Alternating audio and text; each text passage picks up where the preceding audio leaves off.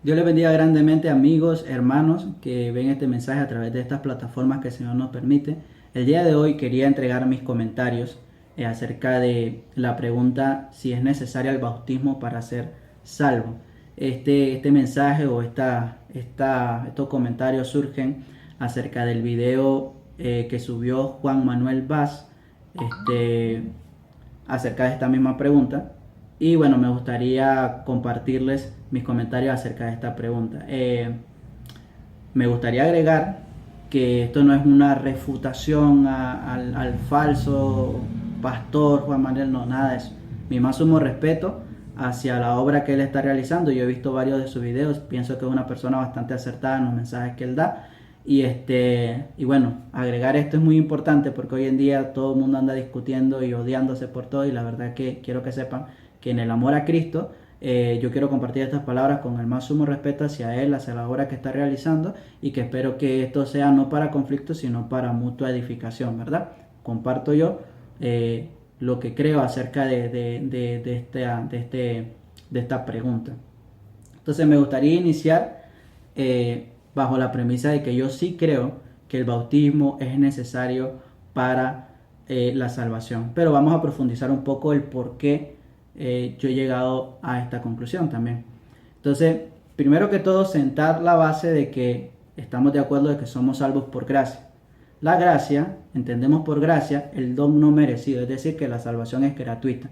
Yo no puedo hacer absolutamente nada para ganarme la salvación o pagar rescate por mi alma, dice la palabra. Entonces, para apoyar esta aseveración, ¿verdad? Para que todos estemos como nivelados en esa base, vamos a utilizar los pasajes de Efesios capítulo 2, versículo 8 y 9, que dice: porque por gracia sois salvos por medio de la fe, y esto no de vosotros, pues es don de Dios, no por obras para que nadie se gloríe. Es decir, nadie puede pararse y decir: yo me gané mi salvación por mis buenas obras, porque soy buena persona, porque hice esto, porque hice lo otro, porque di esto, porque di lo otro. Nadie puede decir eso. Dice la palabra que nosotros somos salvos por gracia, por medio de la fe, y esto no es de nosotros. Tito capítulo 3 versículo 5 dice lo siguiente: Él nos salvó, Dios nos salvó, no por obras de justicia que nosotros hubiésemos hecho, no por obras de justicia que nosotros hubiésemos hecho, sino conforme a su misericordia, por medio del lavamiento de la regeneración y la renovación por el Espíritu Santo. Aquí aclara también que no es por obras que nosotros hayamos hecho, no porque somos buenos, sino por su misericordia. Hacemos la siguiente pregunta a partir de estos versículos. Si es gratuito, algo que se nos entrega sin que nosotros lo merezcamos, es decir, nadie merece ser salvo. Si es algo gratuito que se nos entrega sin que lo merezcamos, ¿por qué no toda la humanidad va a ser salva? ¿Verdad? Una pregunta que cualquiera de nosotros se puede hacer. Si es algo gratuito que se entrega a las personas que no se lo merecen, ¿por qué no todo el mundo va a ser salvo si nadie se lo merece? ¿Habrá Dios creado? Hacemos la siguiente pregunta. ¿Habrá Dios creado y negado la salvación a algunos? ¿Y habrá Dios creado a otros para que sean salvos? Es decir, Dios creó a alguien y dijo: tú vas a ser condenado, tú vas a ser salvo. Creó a otro y dijo: tú vas a crecer y vas a ser condenado. ¿Fue así? Vamos a leer un par de versículos. Hechos capítulo 10 versículo 38 dice la palabra que Dios no hace acepción de personas. Dios no hace acepción de personas. Dios no tiene favoritos, por decir así. Juan 3:16 dice, un versículo muy conocido, que de tal manera amó Dios al mundo que ha dado a su Hijo unigénito para que todo aquel que en él crea no se pierda, mas tenga vida eterna. Entonces dice que de tal manera amó Dios al mundo, y lo habla de forma general. No habla únicamente de aquellos que creyeron o aquellos que se bautizaron. Dice que amó de forma general al mundo, que entregó a su Hijo unigénito. ¿Para qué? Para que todo aquel que en él crea del mundo no se pierda, sino que tenga vida eterna. ¿Verdad? Habla del mundo en general y dice que todo aquel. Segunda de Pedro, capítulo 3, versículo 9, dice que el Señor no se tarda en cumplir sus promesas, según algunos la entienden por tardanza, sino que es paciente para con vosotros. Y dice: no queriendo que nadie perezca, sino que vengan al arrepentimiento. Dice que Dios no quiere que nadie perezca, sino que todos vengan al arrepentimiento. Ahora, incluso En 1 Timoteo capítulo 2 versículo 4 dice lo siguiente: el cual quiere que todos los hombres sean salvos. Dice que Dios quiere que todos los hombres sean salvos y vengan al pleno conocimiento de la verdad. Entonces, si Dios quiere que todos sean salvos, y la gracia es la salvación que se brinda sin que se gane o se merezca de alguna forma, volvemos a hacer la pregunta: ¿por qué no todos serán salvos? ¿Por qué la Biblia habla de la condenación para algunos y para otros no? ¿Cuál es el factor determinante que hace que uno se salve y que otro se condene? ¿Verdad? Son preguntas válidas que cualquiera de nosotros nos podemos hacer. ¿Incluye el libre albedrío? Mencionamos el tema de la libre elección. La libre elección de obedecer a Dios o rebelarse contra Él en desobediencia. ¿Tenemos nosotros o existe en la Biblia algún versículo que indique que el hombre puede elegir si obedecer a Dios o desobedecerlo? Además de tener la evidencia, ¿verdad?, que nosotros vemos a diario, que hay personas que se someten a la voluntad de Dios y hay quienes no se someten. Vamos a ver lo que dice la Biblia, que es la verdad absoluta. En el antiguo pacto, Deuteronomio 30:19, dice lo siguiente: al cielo y a la tierra pongo hoy como testigo contra vosotros de que he puesto ante ti la vida y la muerte, la bendición y la maldición. Escoge, dice el Señor, escoge pues la vida para que vivas tú y tu descendencia. Entonces dice este versículo que el Señor puso ante de ellos la vida y la muerte, la bendición y la maldición, y les dijo: escoge, ¿verdad? Pero les sugiere obviamente que escojan la vida para que vivan y ellos y su descendencia. Entonces, interesante que usa la palabra escoge. Hacemos la siguiente pregunta, ¿verdad? Porque alguno podrá decir: pero es que eso es en el antiguo pacto, ahora estamos en un nuevo pacto. Hacemos la siguiente pregunta: ¿perdimos el poder de elegir como humanidad? ¿Perdimos el poder de elegir si obedecer a Dios o no obedecerlo con el nuevo pacto? Si ser salvo o ser condenado excluye totalmente la decisión del hombre, ¿por qué Dios nos manda a arrepentirnos si la decisión no depende de nosotros? ¿Por qué Dios, en varias ocasiones la palabra de Dios nos dice arrepiéntete, si no está en mí el hecho de arrepentirme? ¿Verdad? Hechos capítulo 3 versículo 19. Así que arrepentíos y convertíos para que sean borrados vuestros pecados, para que venga de la presencia del Señor tiempos de refrigerio. Después del sermón de Pedro, aquellos que habían recibido fe, sabemos que la fe viene por el oír la buena nueva acerca de nuestro Señor Jesucristo, es decir, el Evangelio.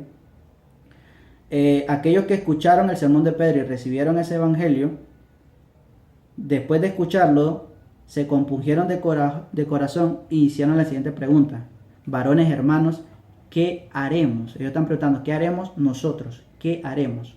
Hechos 2:37 dice: al oír esto se compungieron de corazón y dijeron a Pedro y a los otros apóstoles: varones hermanos, ¿qué haremos?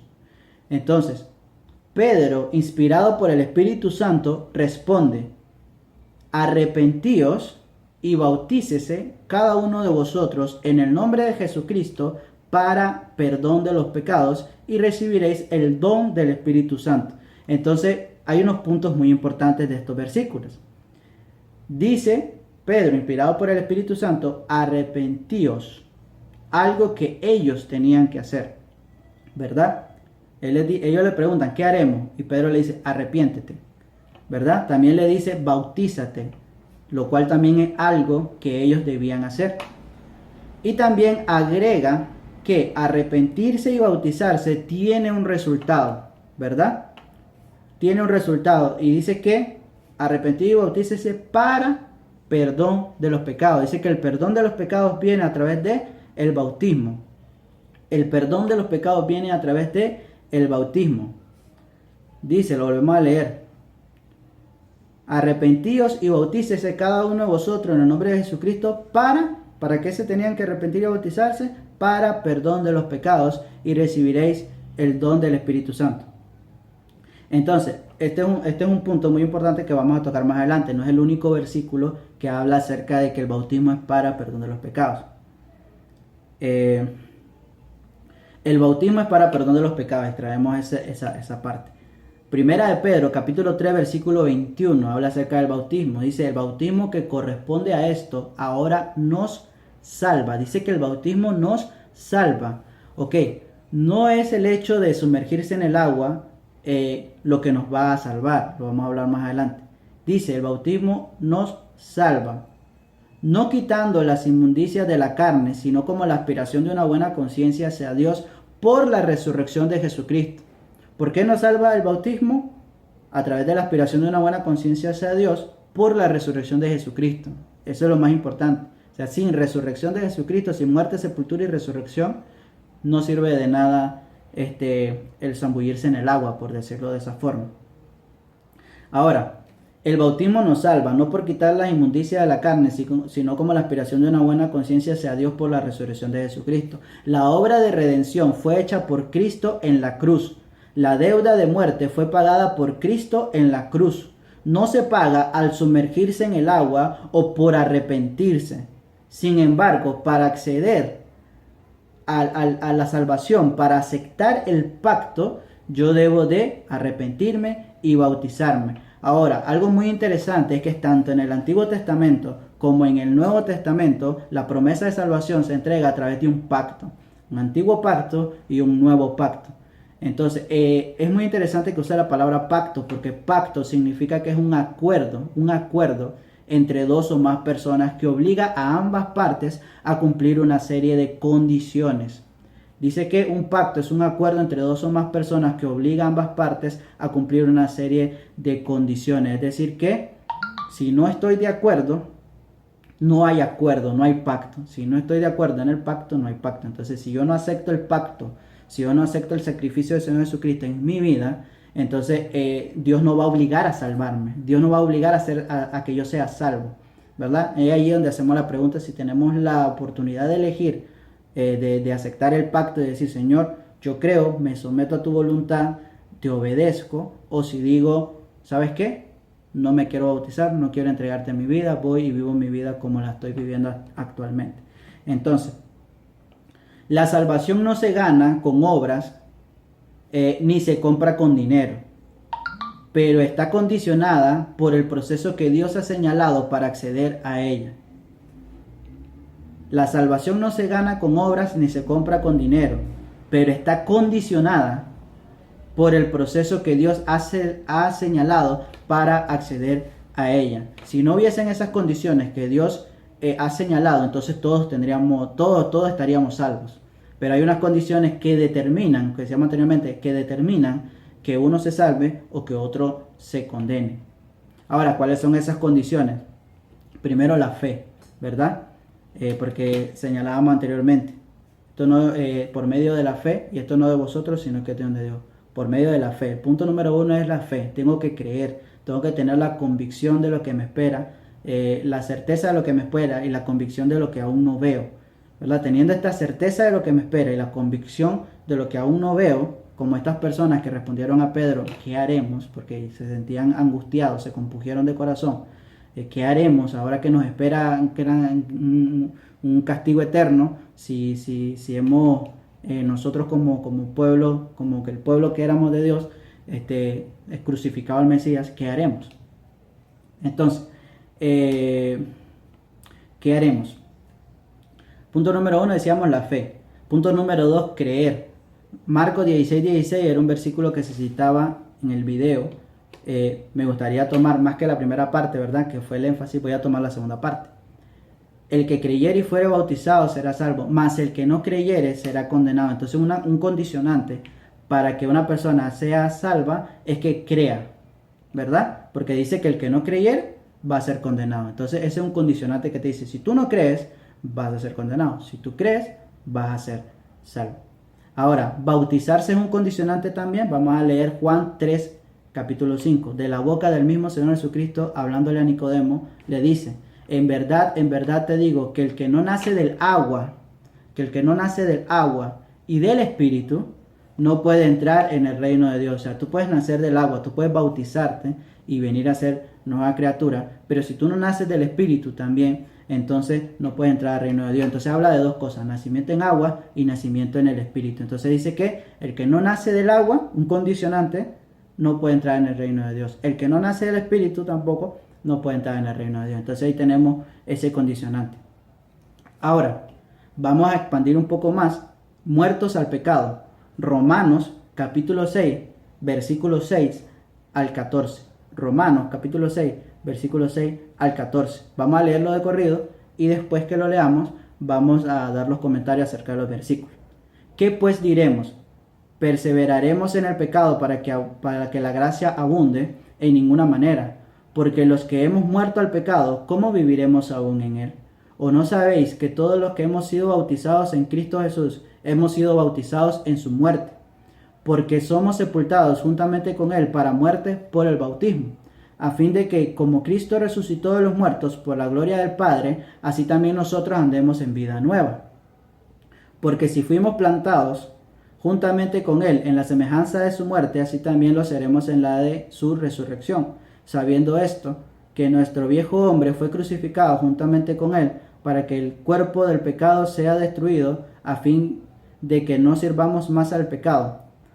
Porque el que ha muerto ha sido justificado del pecado. Y si morimos con Cristo, creemos que también viviremos con él, sabiendo que Cristo, habiendo resucitado de los muertos, ya no muere. La muerte no se enseñorea más de él, porque en cuanto murió, el pecado murió una vez por todas, mas en cuanto vive, para Dios vive. Así también vosotros consideraos muertos al pecado, pero vivos para Dios en Cristo Jesús, Señor nuestro.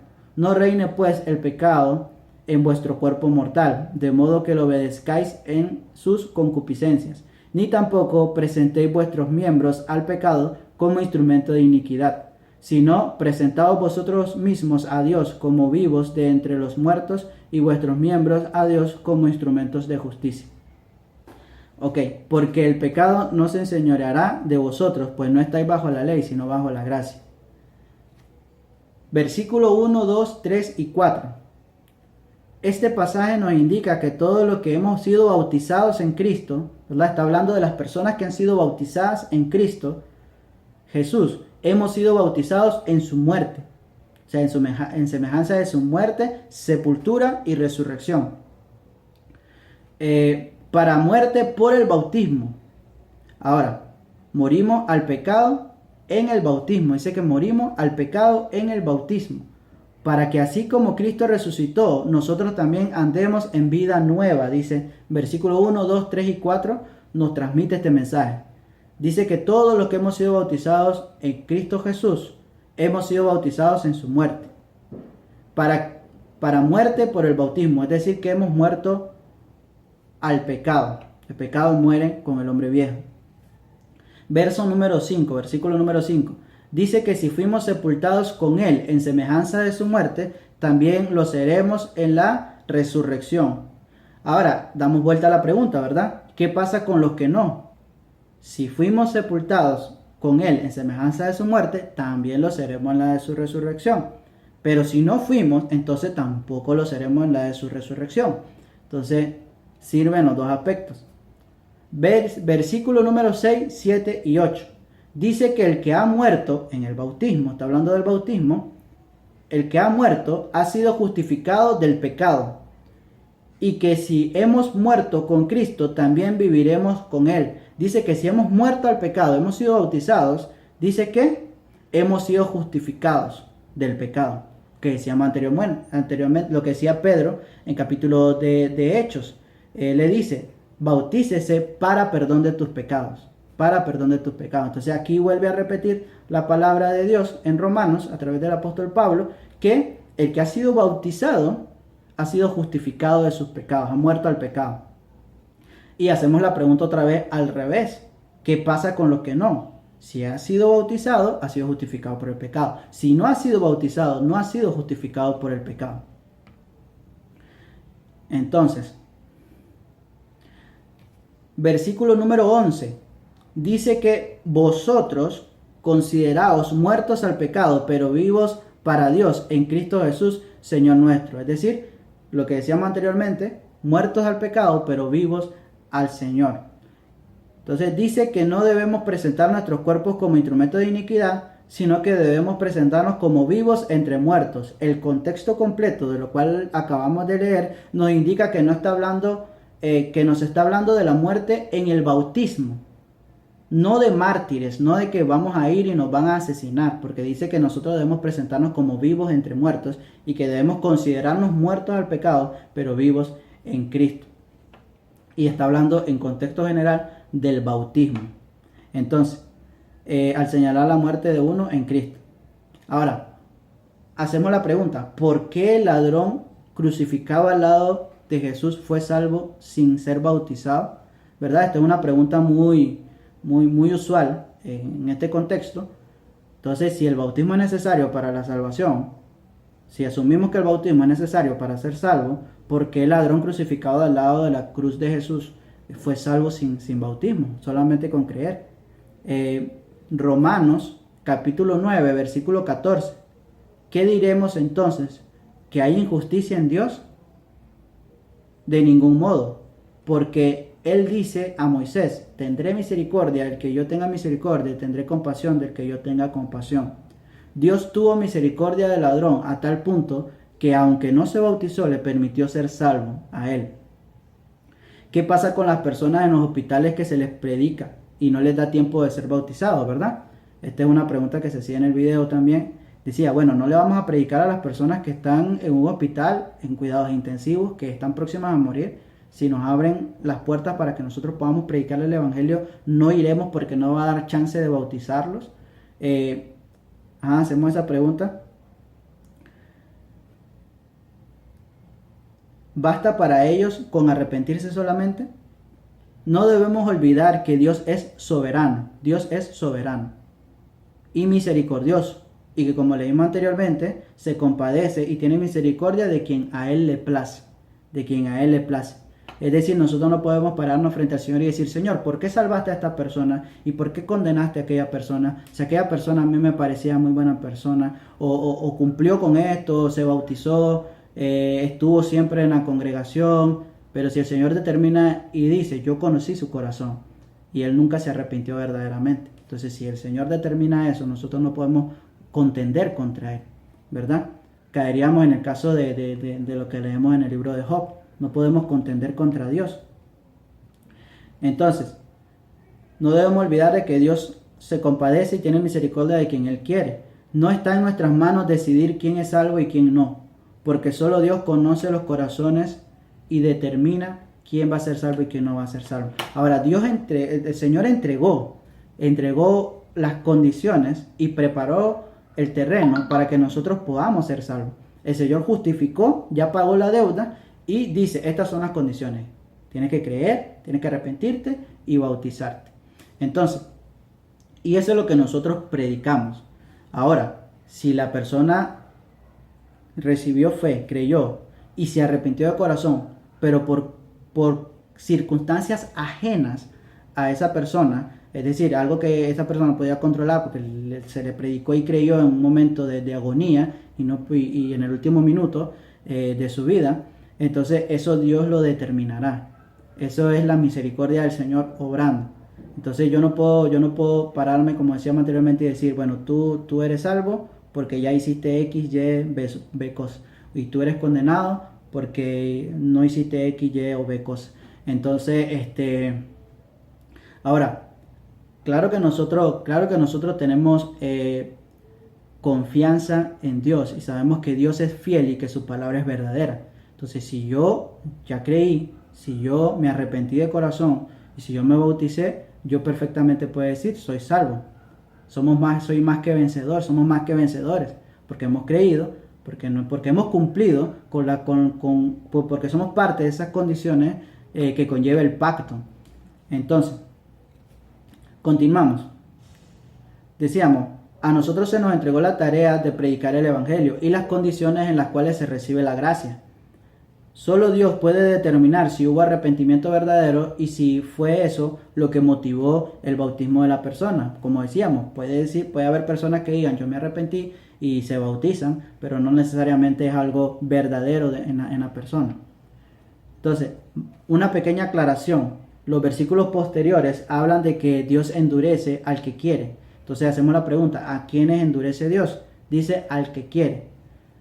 Pero porque sí, o sea, porque Dios dice, bueno, voy a endurecer a este porque sí. O vemos algún comportamiento en aquellos que han sido endurecidos diferente al de otros. Vamos a leer Romanos capítulo 1, versículo 18 al 24. Dice, ciertamente la ira de Dios viene revelándose desde los cielos contra toda impiedad e injusticia de los seres humanos, que con su maldad obstruye la verdad. Me explico. Lo que se puede conocer acerca de Dios es evidente para ellos, pues Él mismo se lo ha revelado, porque desde la creación del mundo las cualidades invisibles de Dios, es decir, su eterno poder y naturaleza divina, se perciben claramente a través de lo que Él creó, de modo que nadie tiene excusa. A pesar de haber conocido a Dios, no le glorificaron como a Dios ni le dieron gracias, sino que se extraviaron en sus inútiles razonamientos y se oscureció su insensato corazón. Aunque afirmaban ser sabios, se volvieron necios y cambiaron la gloria del Dios inmortal por imágenes que eran réplicas de hombre mortal, de las aves, de los cuadrúpedos y de los reptiles. Por eso, ¿por qué? Por todo eso lo que dijimos anteriormente, Dios los entregó a sus malos deseos. Dice que por todas estas cosas, Dios los entregó a sus malos deseos de sus corazones, que conducen a la impureza sexual, de modo que degradaron sus cuerpos los unos con los otros, cambiaron la verdad de Dios por la mentira, adorando y sirviendo a los seres creados antes que al Creador, quien es bendito por los siglos. Amén. Entonces, notamos que aquellos que despertaron la ira de Dios y que fueron entregados a los malos deseos de sus corazones, uno, conocieron a Dios, pero no le glorificaron como a Dios. 2. Se extraviaron en sus inútiles razonamientos y se oscureció su insensato corazón. 3. Se volvieron necios. 4. Cayeron en idolatría. 5. Cambiaron la verdad de Dios por la mentira. Entonces, todo esto desde el principio parte por el hecho de que conocieron a Dios, su verdad, y la rechazaron. Lo dice la palabra. Conocieron a Dios, pero no le glorificaron como a Dios. Conocieron la verdad de Dios y la rechazaron. Se volvieron necios, dice la palabra. Entonces, ¿qué pasa con la fe sin obras? ¿Verdad? Como decíamos anteriormente, ¿qué pasa si yo tengo fe pero no tengo obras? Romanos capítulo 2, versículo 14 al 26. Romanos capítulo 2, versículo 14 al 26.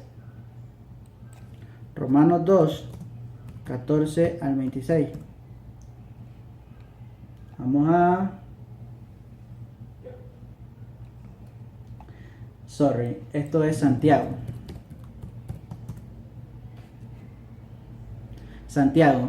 Santiago 2, 14 al 26. Vamos a corregirlo aquí para guardarlo.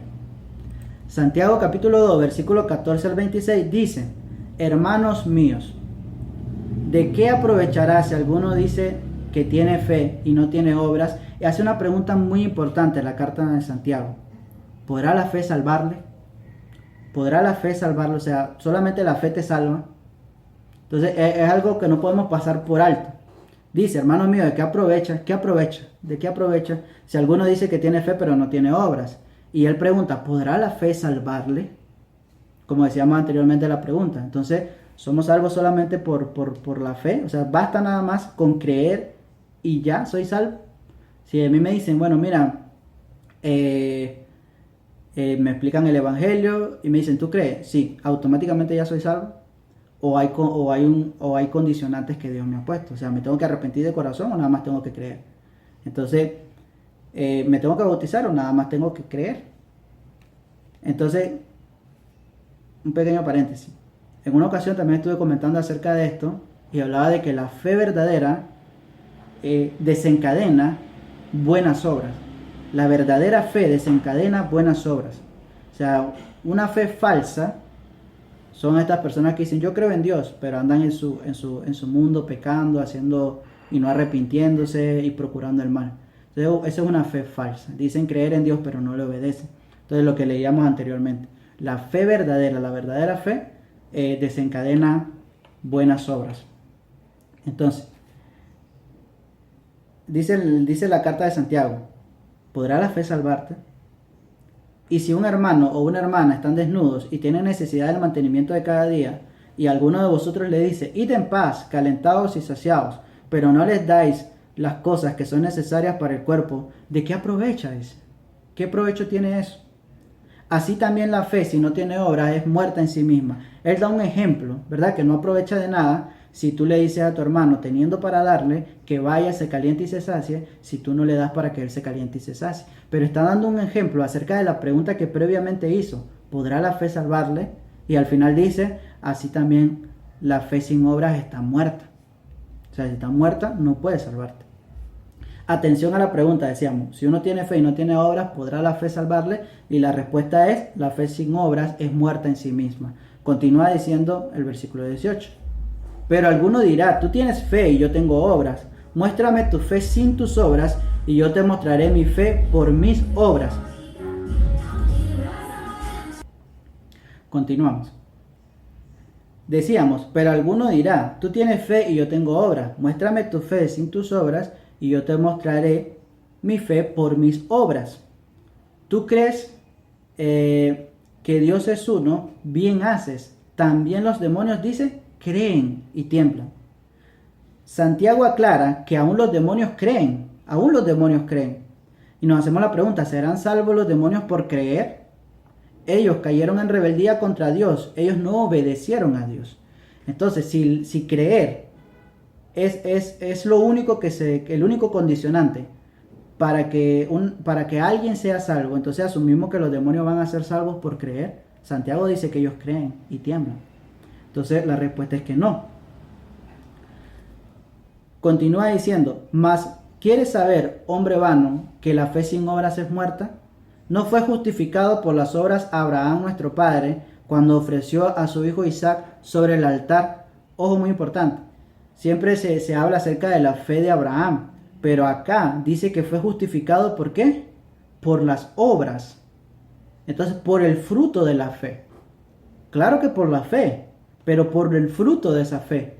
Dice que no fue justificado por las obras Abraham nuestro padre cuando ofreció a su hijo Isaac sobre el altar. ¿No ves que la fe actuó juntamente con las obras y que la fe se perfeccionó por las obras? Dice, la fe por las obras fue perfeccionada, actuó juntamente, es un paquete, no solamente la fe. Entonces, cuando una persona dice, basta solamente creer para ser salvo, entonces está hablando de una fe muerta, que no tiene obra. Pero si es una fe que actúa juntamente con las obras, entonces está hablando de creer, arrepentirse y bautizarse. Entonces es necesario tanto creer como obedecer a Dios. Entonces,